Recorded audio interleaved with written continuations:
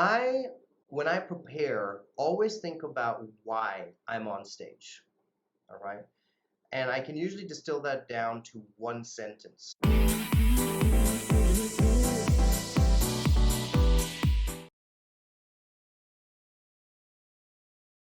Dan, welcome to Reinventing Perspectives. Why, Please, thank you. Thanks for having me. thanks for coming, Dan. Well, you know what? Let us know who are you and what are you about? Well, I go by Dan Ram, which is short for Daniel Ramamurthy. As you can probably tell from the last name, I am of Indian origin, but as you can probably tell from the accent, I did not grow up in India. I grew up in 10 countries on 4 continents around the world, so being international is part of who I am. As far as what I do, I am a full-time event host. So I MC and moderate. I introduce major tech conferences. I interview change makers, whether they're billionaire founders or investors or Formula One winners or athletes and musicians, the best of the best. That's my job, to interview them and to, of course, create epic experiences for audiences. That's what I do. But why I do what I do? Because I love my mission of start now, start simple. I'm here on this planet to help people achieve what they believe is their inner purpose. And I do that with Start Now, Start Simple. Oh, that sounds very exciting, and we're excited to learn more about it, Dan. Tell us what led to you becoming an international MC? Well, it is part coincidence and part self discovery. Right? I have bought into this idea that life is just one big school. I'm constantly learning, constantly growing. Being on podcasts like this gives me some new insights about you and about myself, reading, observing the world around me. So I'm totally all in on this idea of constant growth and development and being a student. And so from my early days when I remember even being in school, uh, I used to love volunteering and leadership activities and supporting different ventures, whether it's theater or music or church or others. And that was a form of discovery. And then when I started my first career in the UN or where KPMG, those were my first couple jobs. That was also discovery. Who am I in the professional space? So I'd say part of the story of being an international MC was just self discovery. And the other part is total chance. Now, I'm a person of faith, so I don't entirely believe in chance. I kind of believe that, God kind of directs our path. But for sure, I never trained to be an MC. I didn't get a communications major, a degree. I am an economics graduate from Yale University and an MBA graduate from Trinity College, and now I'm doing a PhD in entrepreneurship. And so it has nothing to do with communications or storytelling, which is the primary skill set of an international MC. And so some of it is just like life giving you these epic opportunities and platforms. And I said those two things, a little bit of self discovery, just trying stuff for so. Like I tried, all of my 20s were spent just trying things. I was a radio presenter for a Christian radio station. I had my own show. It's called Monday Nights with Danny J on Spirit Radio. I was an advisor to the Prime Minister and to the Minister of Jobs, Enterprise, and Innovation of the Irish government. I was a consultant. I was a lecturer teaching entrepreneurship in the university. I was going on a school tour doing motivational talks. Like I said, I worked for the UN and KPMG. Then I worked for World Vision and Team Hope. I'm sharing all of that to say life's about just discovery. And I needed to try all those things to figure out where I fit in and where I did not. And then at the age of 31, all of a sudden it hit me. There was this chance to go on stage and to introduce a couple amazing founders. And I just truly, truly came alive. And that's how I became an international MC. It shows just your personality. You're open to Hmm. experiencing new things. So, uh, as an international MC, a professional speaker, Yeah. what are the things that you focus on now in terms of like honing your craft? Because I know a lot of the people who are listening who may be early entrepreneurs thinking about becoming professional speakers, and they're like, okay, Dan, yeah, but where do I start? What do I focus on? How do I craft this thing to be, professional speaking? Yeah, absolutely. I have to give a disclaimer and say that my answer is an introvert answer. So I'm an introvert, which may surprise some people because generally, if you watch any of my content online, you'll see this very charismatic, gregarious, larger than life kind of personality on stage, but I'm an introvert. And so my response to how I grow and develop as an MC is an introverted response. Number one, I spend a lot of time observing. So I watch magicians. Magicians are incredible storytellers. After all, they're tricking you, but they trick you by crafting their words and their stories, right? So I watch magicians. I watch stand-up comedians. Often they have to work with hostile audiences to make them laugh, and they also are expert storytellers. And I watch the obvious things like TEDx talks and others, because that's a beautiful platform to see how amazing storytellers tell their stories. So I spend a lot of time observing. Second, I spend a lot of time practicing. I will frequently record bits on my phone, just audio notes, and I'll listen back again, and I'll see how well can I keep my own attention and convey emotions just using my voice. And then I'll record a lot on camera. I'll also stand in front of the mirror and practice, but I really, really believe in the power of practicing and not simply winging it. Honestly, Priscilla, I even practice things like my opening line, which usually is something along the lines of, "Good morning, everybody, and welcome to," followed by the name of the event. But there's a big difference between saying, "Good morning, everybody, and welcome to," versus "Good morning and welcome to," right? Very different. I said the same words, but it conveys totally different energies. And so I'll even practice that. Sometimes even good morning sounds too formal. So then I might say something like, if it's too informal, I might say something like, "Ladies and gentlemen and distinguished guests, welcome to." That's a very formal kind of start, which you often have to do in the Middle East. But if I'm, say, somewhere in the US, I might start something a little bit more casual. I'll be like, "Hey, what's going on, everybody? You guys feeling good? Well, here we are. Welcome to," right? So I practice even the most basic things. I really believe in practicing. Third, I'm always asking questions. I know in this particular circumstance, you're asking the questions, I'm answering them. But most often, I love asking questions, even things that are outside of the scope of my work. For example, I hold a microphone, but most moderators and speakers get lazy and they're satisfied with just holding a microphone. Do we really understand how sound is amplified and how it works?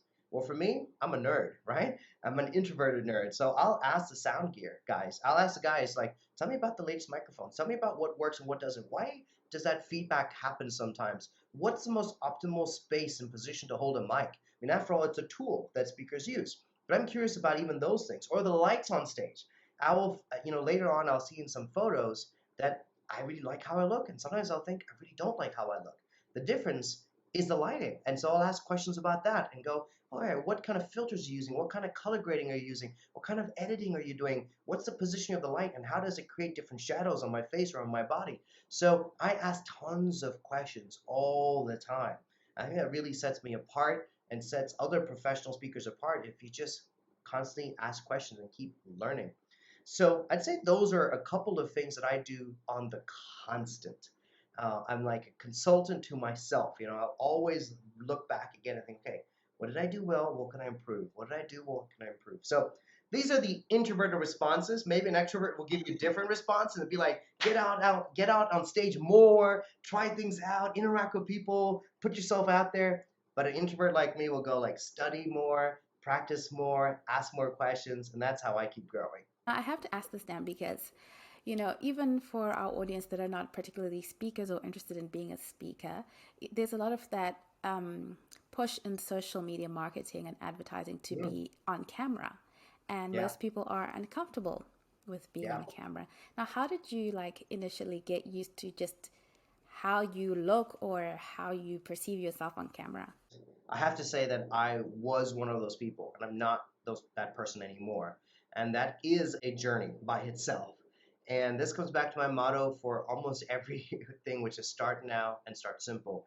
I remember I was in church, and this Brazilian guy came up to me afterwards, and he said, "Dan, I really like your personality. I like the energy.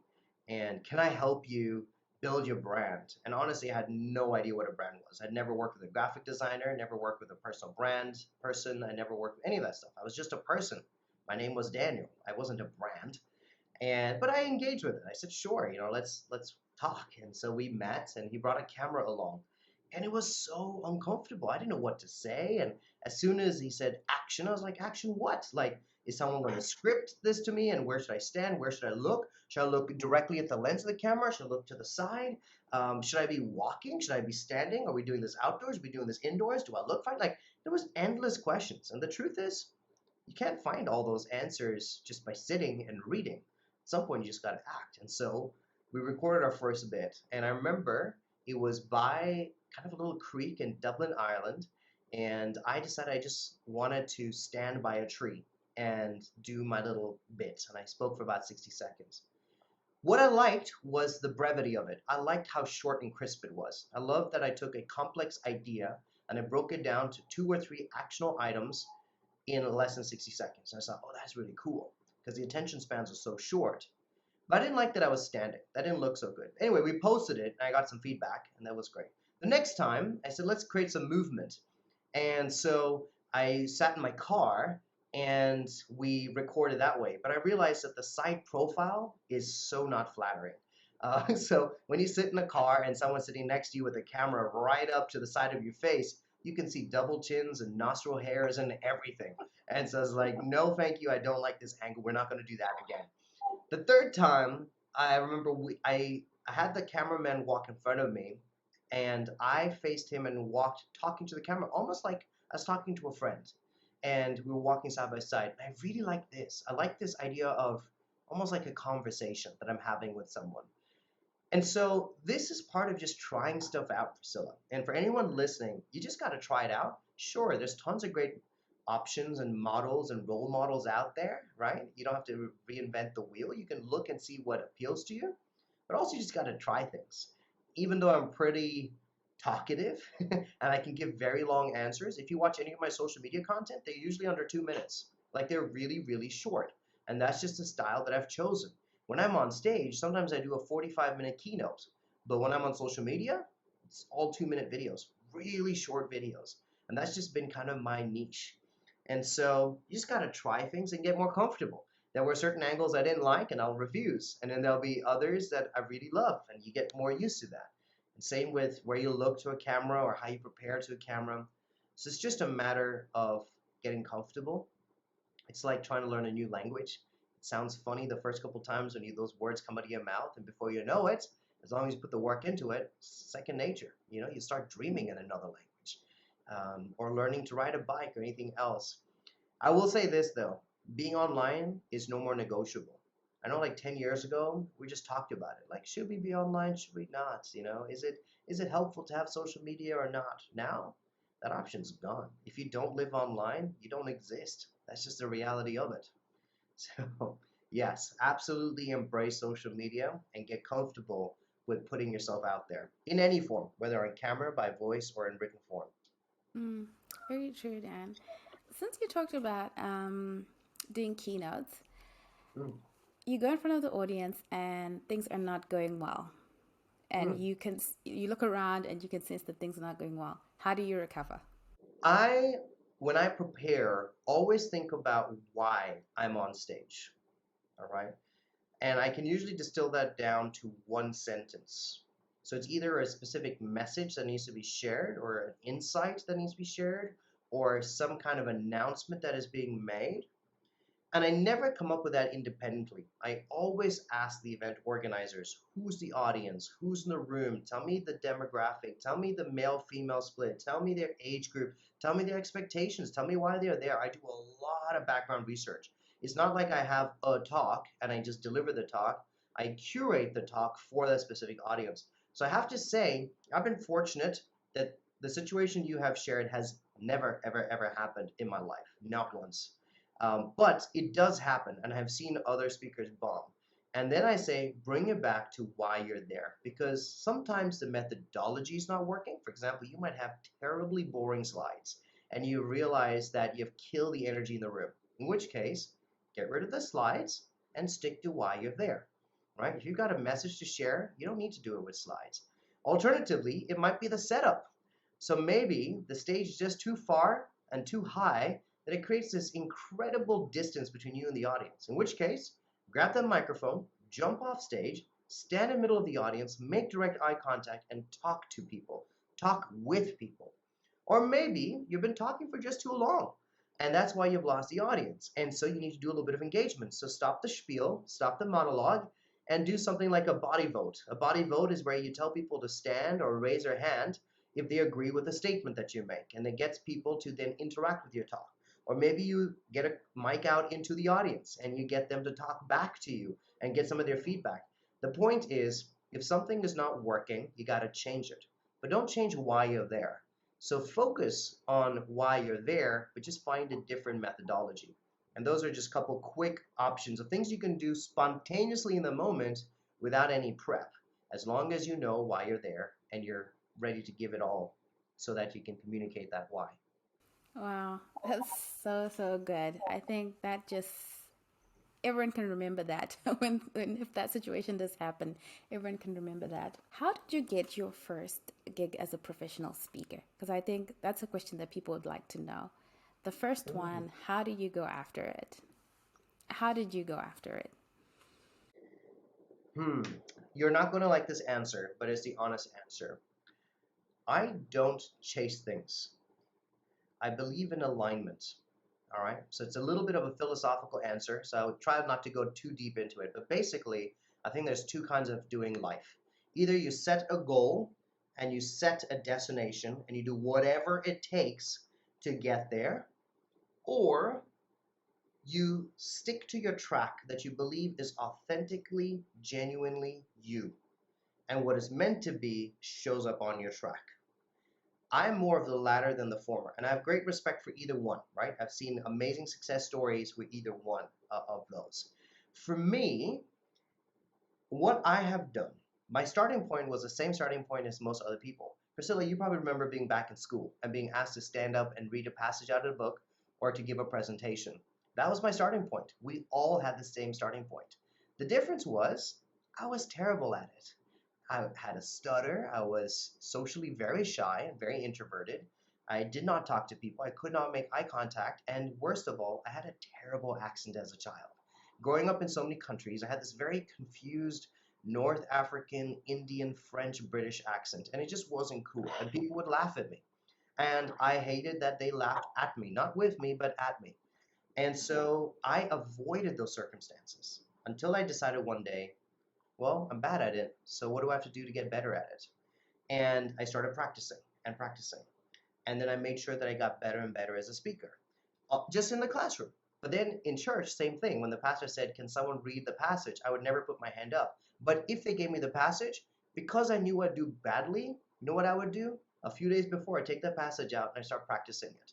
And then I'd memorize it. Because then I realized if I memorize it, I could focus on the delivery of it and not on just barely reading the words. Now, all the kids who were good at reading the passages didn't have to practice. They just showed up and they would flip the Bible open in the moment and then they would read it for the first time. Whereas I would come out there and I'd perform it because I was so bad at it. So by overcompensating, I actually started getting better than the ones who were naturally good at it, simply by overcompensation. That grew then into summer camps and family retreats. And then, when we had to organize games, instead of just kind of winging it, because I was so nervous about it, I would really prep, I would really plan, I'd go the extra mile. So quite naturally, I just get better than everyone else. So through that, years and years of volunteering in positions that most of your listeners and even you, Priscilla, would have been in, whether in the classroom or in the family home or even in a retreat or a camp, each of us have been in a position of speaking. The only difference is because I was fearful of it, I put in a lot of work into it. Just made me over prepared. And that was the same thing that happened after years of volunteering. I found myself again volunteering at a tech conference. And the same conference that I had the year before competed in a pitching competition and lost, I was asked to come back and to MC it or moderate it. And I offered to do that for free just because I wanted to watch the others do it. But because I was fearful of it, I practiced every introduction. I thought about how I'd show up on stage. I thought about what I'd wear. I thought about the fillers, because tech goes wrong when you're live. And I thought, okay, if a presentation doesn't work or if a speaker doesn't show up, what are my backup plans? So I was so thoroughly prepared as best as I could. And that really impressed this lady who walked by, a German lady, and she gave me her business card and she said, Dan, love your energy on stage. I'm going to give you a call tomorrow. And true to her German stereotype, the next day she gave me a call and she said, Dan, I've got a small event that I'm doing in Munich. Would you be willing to be an MC? And I was so chuffed. I was so excited. I was like, this is amazing. I can fly to Munich. And then she said, what would be your offer?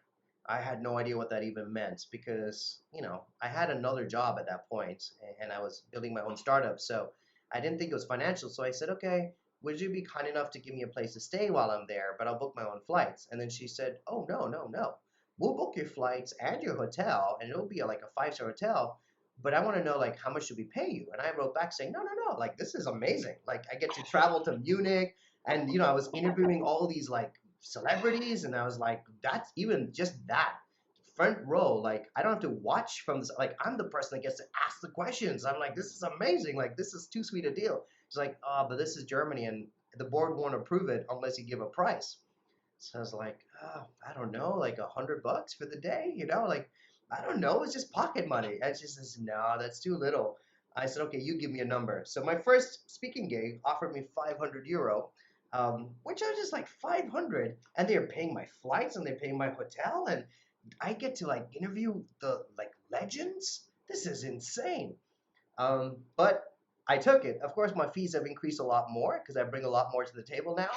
But that's how it all began. It's just honestly by being extra prepared for what are ordinary opportunities.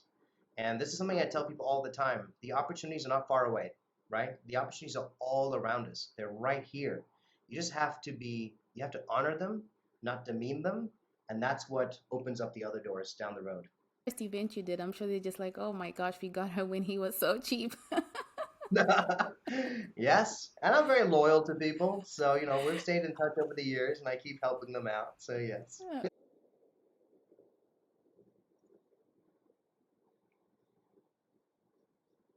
What a great question. So my PhD is about adapting. I think it is one of the most vital characteristics in any career. I don't care if you're an engineer or a doctor or a speaker or a teacher or a parent. We all have to adapt. And to me, the tools are the same regardless of the career. So for me, what pivoting and adapting look like, number one, you got to let go of the past. I was very quick to jump ship from, oh, I can't wait for things to go back to normal, and just go like, what was is over. I was so quick. I think it took me weeks. I know for months the world was like, oh, I really hope that things will come back to normal. And everyone was begging and pleading. I was very quick to go, that world is never coming back. And that takes that involves grieving and loss. You gotta remember my entire career that I built on my personal brand ended. Ended instantly. Not slowly, because it was a global pandemic. It ended instantly. Because my career involves two things. It involves huge crowds of people and traveling. And both of those were banned instantly, right? So it wasn't a slow drip out. It was instant. I went from about 50 bookings for the rest of the year to zero. Zero bookings, zero income coming in. So the first thing you got to do is let go of the past. And you just kind of have to grieve and loss and just say, thank you, God, for giving me that experience. Now what's next? Second thing is you got to engage with the present. So when I went into was essentially a state dictated quarantine, so all of us were told to remain in our homes and not to venture out, not for work, not for school. The only two reasons was to the hospital and for picking up essential supplies. We were not allowed outside, right? And so during that time, I thought, okay, this is my present. How do I engage with this present?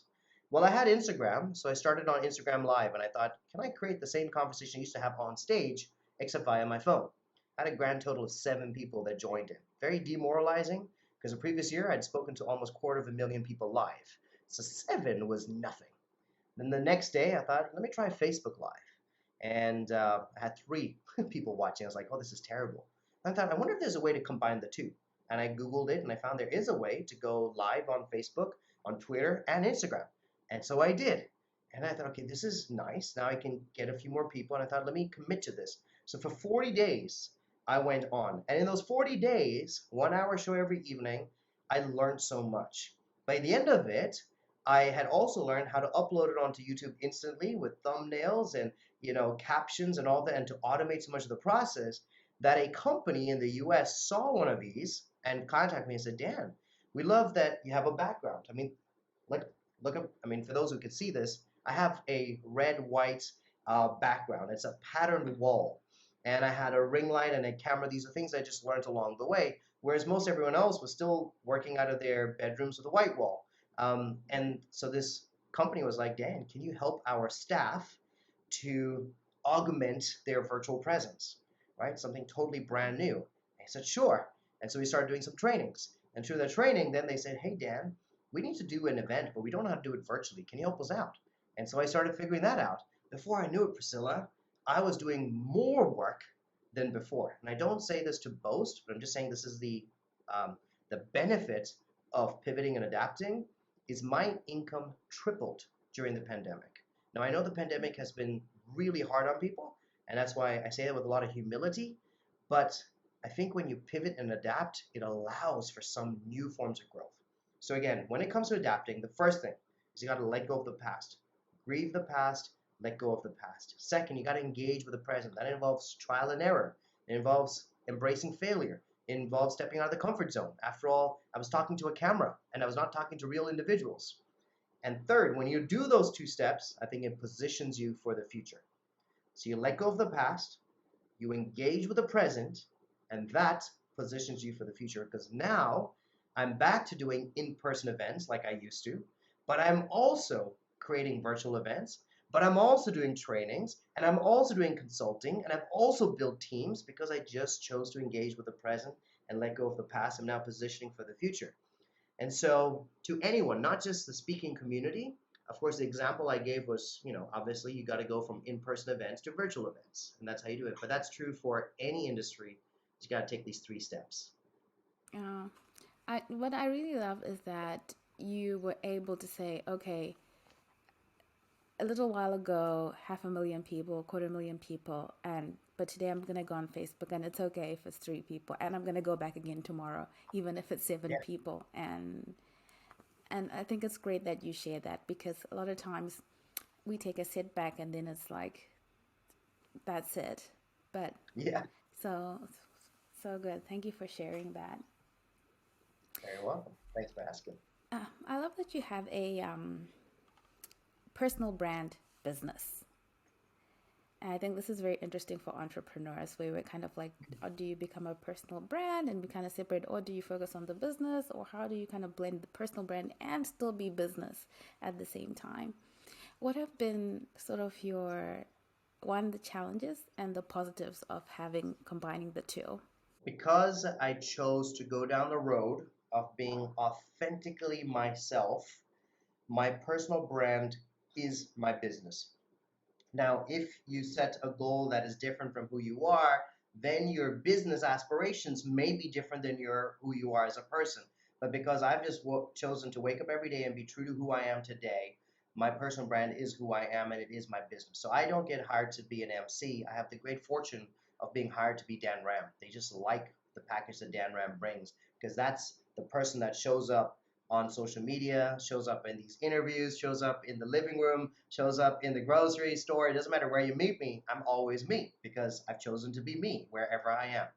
So to define what a personal brand business is, it's a business that is based on and developed on who you genuinely are as a person, not someone that you are proposing to be or pretending to be, but someone that you actually are. Now, getting there is a different question, but talking about the pros and cons of it, the benefits for sure is that I rarely, maybe once a year, have a bad day. And the reason for that is I don't have to be anyone else. I don't have to pretend to be anyone else. I'm not being hired or put in a place to do something I'm uncomfortable with. I get hired and put in places that I want to be in and that I am proposing to be in and that I'm good at being in. So I always work to my strengths, right? So for example, simple example, I have tons of energy when I'm on stage. Now, what that means is that clients that want that, so these big conventions, conferences, arenas, stadiums, they need that kind of energy. as do, say, smaller leadership camps or universities that are looking for some personalities that bring a lot of energy. And that's why I'd say I think 99% of the inquiries that come in are for that. So I am set up for success. That said, I never get asked to come in and do an ad. I'm capable of reading, I'm capable of talking to a camera, but I never get asked to do a commercial advertisement. Do you know why? Because commercial advertisements are acting jobs. I am not an actor. I'm not pretending to be someone else. I'm not reading someone else's lines. I only say my own lines. Therefore, I don't get those kind of gigs, and I don't mind because that kind of environment may not be suited for my best abilities. All right. I also don't get invited to areas and communities that maybe are, let's say, conservatively serious, right? So, for example, I don't host medtech events, right? Because that's a traditionally serious industry. Or accounting. I've never hosted anything for accountants. It's not a good fit. But when it comes to startups or students or anything that's future and innovation, I'm totally there. So the one major benefit is you're suited for what you're proposing to be, and your clients know that, and the world knows that, and the community knows that, and they're only putting you in places that you know you're going to do well in. And so I'm operating out of my best every day. And maybe once a year I miss the mark and I accidentally say yes to something that's not a good fit, but that's only like once a year. So that's not too bad. That's the one big benefit. The second big benefit is I can build a tribe. I draw people that resonate with my frequency and my style, right? So it's not, for example, like when you get hired in a job and then you're put into a room with other characters and then you have to figure out how you connect with them. It's different when you're a personal brand in that I'm just me and people who like me are drawn to me and we build a community around it. So that would be one thing that I would say. Another thing that I would say is a positive thing. Some of the negative things, it's mega risky. There is no safety net, right? So when my career ended, my in-person career ended at the start of the pandemic, the government was not writing me checks every week to keep me afloat. There was no insurance to bring the money. Like I just literally went to no income, like completely zero, no income for me and my team. So it is very, very risky. Second, it is possible to pigeonhole yourself to a point that you don't get opportunities, right? So I'm in a very niche space, whereas my degrees were in much broader spaces. So as an economics major, I have a lot more job opportunities available. But as an MC of this kind of energy and caliber, I have a lot limited. But if you pick a good niche and you're good at that niche, you can have a very lucrative career. But if you pick a niche, like if I was the best person at climbing apple trees, that's a very specific niche and may not be very sustainable. But I was just very fortunate that my personal brand is in a space and a niche that is. But that risk is there, and you can pigeonhole yourself and limit your own opportunities as well. I must also say it's incredibly lonely. And so if you're not able to deal with making decisions by yourself, building your own brand by yourself, encouraging yourself, believing in yourself, then don't go down this road because more days than not, I have to look in the mirror and tell myself to get back up again. I don't have other people pulling me up. I don't have a boss holding me accountable or setting goals for me. I don't have peers that will be like, oh, it's okay, Priscilla, you can do it. I believe in you. Let's go out for lunch together. Or I see that you just don't have the same spirit. Let's go meet out. No, you have to do that to yourself. I got to check in with myself every day and go, am I at 100%? Why not? How can I improve? So it's a pretty lonely journey. Wow. Thanks for sharing that, Dan. I think it really brings a lot of perspective to it. Now, Dan, like you said, you had plenty of jobs, pandemic hits, go down to zero. What do you say to your team? Like, what's the message and what you say to your team? Oh, easy. And they feel this with me all the time. I'm just like, let's go. Every morning. It's just like, let's go. Right? We're all doing this life thing together. I don't think anyone's got the book of all knowledge and wisdom. Right? And so I have this almost unfair and unrealistic optimism. Right? So I just wake up every day and I'm just like, all right, pandemic. Oh, that's rough. but let's go. Let's figure it out. And sometimes, like, this isn't just true for business, Priscilla. Like, at the start of this year in April, we had a devastating Delta variant that rocked India, like really rocked India. The government was so desperate that they were appealing to citizens. Like, we were getting phone calls appealing for donations and appealing for medicine. We had doctors calling us. I mean, imagine that, a doctor calling, pleading, saying, do you have access to any medicine? We have lines of people outside and we can't help them out. And it's the same thing. It's like, let's go. Like, I wasn't thinking, all right, the government will sort it out, or the doctors will sort it out, or some NGO is going to come in and rescue. I just talked to my secretary. I'm like, what can we do? And she said, well, she knows a caterer. The caterer's out of business. I was like, great, but he still knows how to cook, right? She said, yes. Great. Let's go get supplies. And she said, well, we're not allowed to go out of the house. I thought, okay, who do I know in my network who can go to a shop? I appealed to them. I said, go buy some rice and some vegetables and some meat, pass it on to a caterer. And I said, cook. How many people can you cook for in one morning? He said, I can cook for about 200 people. I'm like, great, cook for 200 people. And then I told the assistant, great, now where can we go? She said, let's go to the red zones. And so we took a little van with all of this stuff and just started passing food out just for the one day. And then had the conversation that evening. He said, can we do this again tomorrow? Great. How much will it cost? Can I afford it? Let's go for it. And that's how it started. But before you know it, Priscilla, by at the end of that month, we had made major donations of equipment to hospitals. We had provided medical kits for hundreds of patients, and we had fed almost 5,000 people. That was not the plan at the beginning, but it's just this attitude of let's go. And that there was no professional benefit from that. There was no personal branding benefit. It's just a spirit. And I think they feel that, my team feel that, and I embody that of just like, let's go.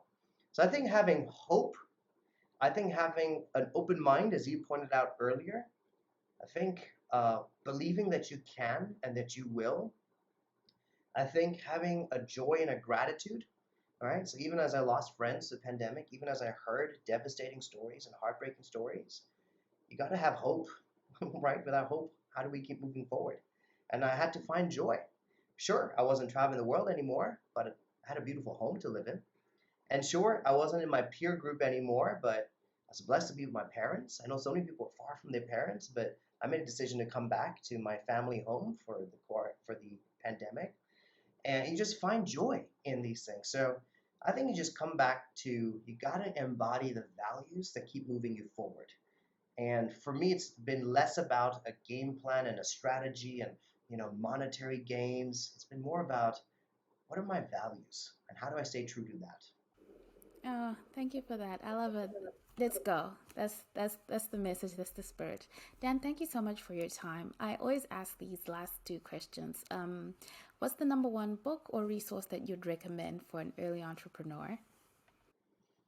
Okay, I think there's a book by Simon Sinek called Start With Why. It's also a course that he's developed and stuff, but I think in this world of unlimited possibilities and opportunities and abundance, I think it's really about knowing your purpose because you really could do anything if you set your heart to it. There aren't too many barriers in the world today, but that also can be really confusing if you could do anything. So I think you got to start with why. You got to know why you exist. And so that is a book that I'd recommend. Also, the one book that I have read my entire life is the Bible, and I continue to read that almost every day. So I would for sure recommend it because I get so many insights, deep insights about personal growth and professional growth from it. A lot of powerful leaders and stories in there. So I'd say those are my two book slash resources. Oh, thank you. And Dan, what has faith meant to you on your journey? Faith. Faith is the lens through which I see the world. When I look at my phone, for example, that I'm holding up for those who are just listening to the podcast, I can choose to use this phone as a door stopper. I can choose to use this phone as a weapon to throw at people, or I can consider why it was created as a form of communication. And the more time I spend reading the manual and studying what it can do, the more I can benefit from its purpose, from why it was created. I'd say it's the same for me. I can choose to do whatever I want in my life, but the more time I spend in faith with my creator, I understand why I was created, how I was created, for what I was created. And that comes with such sense of peace of mind because I'm not out here trying to force my way through life or prove anything. I have a direct connection to my creator. And if my creator can make me out of nothing, he sure can do anything with my life. And that's why I have the peace of mind and kind of this abundance mindset because I'm directly connected to my creator. So faith has been the lens through which I view the world.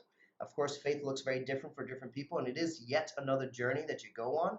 And mine involves lots of ups and downs. I'm obviously sharing the pleasant moments of it, but you better trust that some of this faith is involved wrestling and fighting and running away and growing through it. So it's not just all smiles and happiness, it's also involved tears and anger. But it is the ultimate lens through which I view life and my purpose here on this planet. Thank you for that, Dan. Dan, I know I've already gone way over your time, but I just want to ask you, you meet President Obama.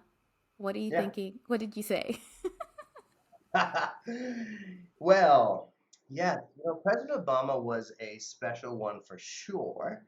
Um, I was in awe of how he commands a room without saying anything. I had always seen this kind of poise and ability to command attention, like just through television and stuff, but I felt it. He has a sort of presence when he comes into the room. And that was really cool to see how one can change the environment and the energy of a space without saying anything. He's also just a very kind person because while we're waiting for him to go up on stage, there was another act right before him. We ended up chatting about his daughters and the colleges they were going to and his wife, and we're making some jokes. And he also comes across as very human. And so I thought it was a dichotomy of being so powerful and remarkable and yet so approachable and relatable. I thought that was such a beautiful combination. I think there are a few people in this world that embody that. I've heard similar things of Oprah Winfrey, that there's just a presence to her that even celebrities are kind of in awe, and yet she's the person that people want to talk to. So you're not in awe and fearful, you're awe and you gravitate to them. And I've always thought, man, I'd love to do something like that too. I'd like to be that person as well. So meeting Obama was absolutely amazing, as is a lot of these people I get to interact with. It's always a great learning opportunity. So yeah, that was really special. A career highlight for sure. Thank you, Dan. Now, Dan, where can people learn more about you and what you do online or offline? So the condition for looking me up is that you're willing to engage with me. I do not use social media as a broadcasting tool or a sales tool. I sell nothing on social media. I'm only there to have conversations because I know we have a big global world and not all of you might be able to buy a ticket to come to a tech conference or to travel to where I am, but thank God for social media. And so if you are keen to grow, to learn, to ask questions, to see the world through my eyes, to watch the content and comment and engage with it, then yes, please do find me. If you're coming so that I can sell you something, you will be disappointed because I don't use it for that.